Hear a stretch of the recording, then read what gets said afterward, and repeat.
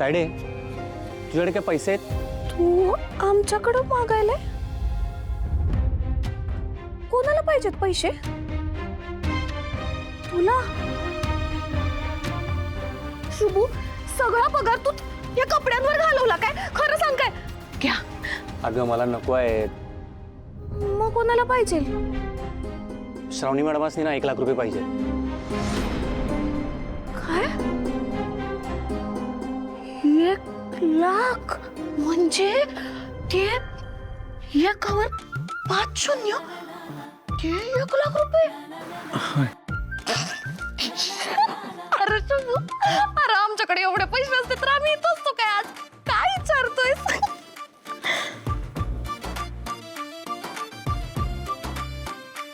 अरे पण तू कशाला टेन्शन घ्यायलास? हा, ते श्रावणीचं काय ते ती बघून घेईल की. आणि आम्ही तर सांगतोय त्या श्रावणीने तो चेक देऊन ना एक मोठी चूक केलीये. आता ज्याचा जो काय परिणाम होईल तो बघून घेईल ती. तायडे काय बोलायला लागलेस? श्रावणी मॅडमांनी चांगल्या मनानं मदत केली ती. त्या मुलीला पैशाची गरज होती, पण झालं भलतंच वेगळं. अरे त्या तरी काय करतील? बघ त्यांचा उद्देश चांगला होता, पण घडलं वेगळंच. काही बोलत असतेस नेहमी. पण आम्हाला काय बोलतोय तू? तिनं केलं जे काय करायचं ते. अरे काय चाललंय? का भांडायलाय दोघ जण? अगं काय नाही, श्रावणी मॅडमांना जरा पैशाची गरज होती.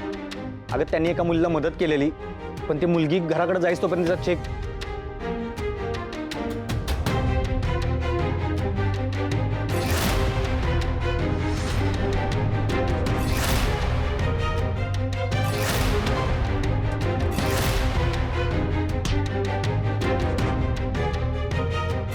अरे देवा, असं झालं व्हय? पुरीने एखादं चांगलं काम केलं आणि तिच्या वाटला असं आलं का? आई अंबाबाई, का ग एखाद्याची अशी परीक्षा घेतेस? शुभ बाळ, तू थांब जरा, मी आलोच. आता तू काय करायलास? अरे थांब तू जरा, मी आलोच की.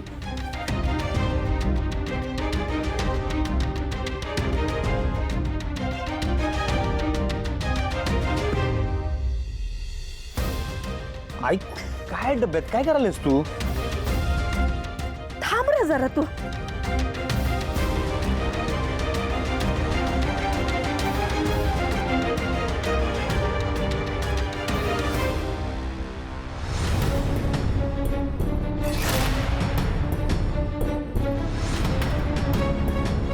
हे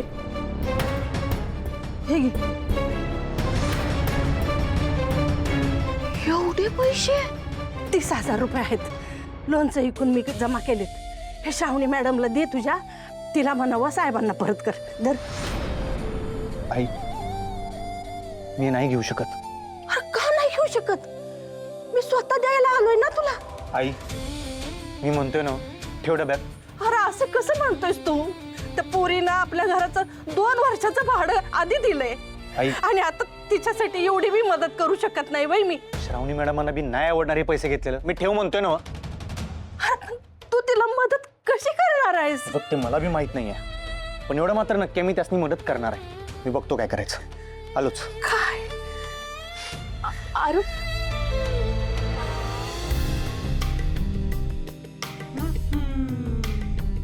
तुझा डोळा त्याच्यावरतीच असतो ना. कधी नाही मिळालं आणि गपकन कळालं. हो तिकडं. आम्ही मोजत होतो फक्त.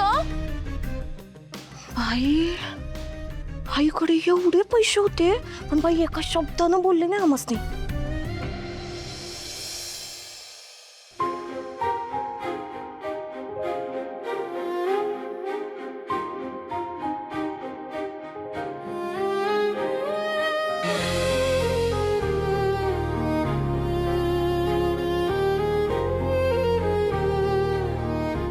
आई मी काय करू ग? मी सतत बाबांच्या जवळ राहण्याचा प्रयत्न करते, पण सतत मला त्यांच्यापासून लांब केलं जाते. जर मी 1 लाख रुपये नाही देऊ शकले ना बाबांना, तर ते परत कधीच माझं तोंड बघणार नाहीत, मला नोकरीवर नाही काढून टाकतील. शुभू म्हणालाय पैशांची जुळवाजुळव करेल म्हणून, पण त्याला नाही जमलं तर, 1 लाख रुपये नाही उभे झाले तर माझ्यामुळे खूप त्रास झालाय बाबांना आणि ते मला अजिबात आवडत नाहीये. काय करू?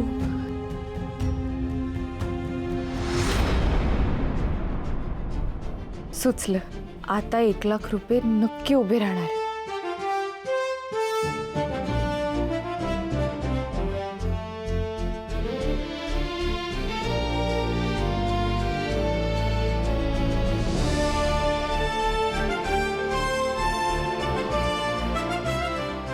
आई, आता तूच मला मदत कर.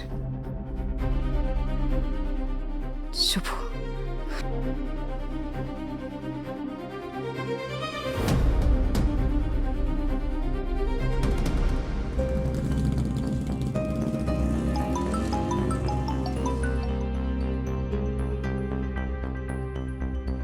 हॅलो शुभू. मॅडम अजून पैशाची जुळणा नाही झाली. हे बघ ऐक, पैशाची सोय झाली आहे. काय? कशी काय? कुणी दिले पैसे? तू उद्या सकाळी ये, मग सांगते.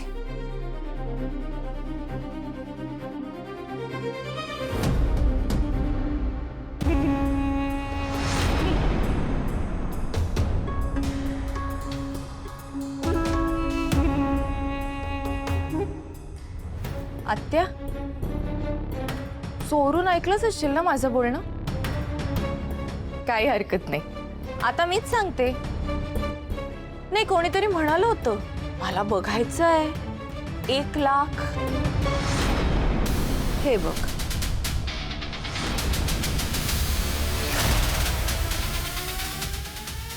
ह्या माझ्या आईच्या बांगड्या. ह्या मी विकणार आणि बाबांचे पैसे परत करणार. आणि तुला काय वाटलं ग? तू विक्रम घाडगे पाटला बरोबर मिळून जे काही खेळ खेळतेस ते मला माहित नाहीये. श्रावणी, तोंड सांभाळून बोलायचं, वाटेल ते आरोप करायचे नाहीत. हे जर विश्वंभरला कळलं ना तर तुझी काय अवस्था होईल याचा विचार केलेला बरा. ठीक आहे, ठीक आहे. मला तुला फक्त एवढंच सांगायचं होतं की मी पैशांची व्यवस्था केली. या ज्या तुझ्या आईच्या बांगड्या माझ्या समोर नाचवतेस ना, ह्या तू विकणार आहेस? तुला लाज नाही वाटत का ग आईची निशाणी विकताना? हे बघा, कोण करतंय लाज वाटायच्या गोष्टी. माझ्या आईची निशाणी आहे खरं, पण हे मला माझ्या बाबांसाठी करावं लागतं आणि हे मी करणार. पण ही ह्या घरातलीच वस्तू आहे.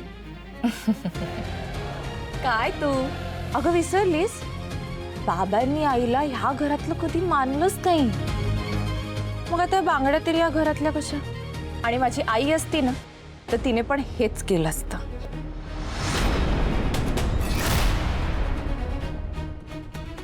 आता मी तुझ्या नाकावर टिचून बाबांचे पैसे परत करणार आणि तू फक्त बघत बसणार. कारण तुला बघायचं होतं ना 1 लाख. त्याचं काय, जे व्हायचं ते होणारच.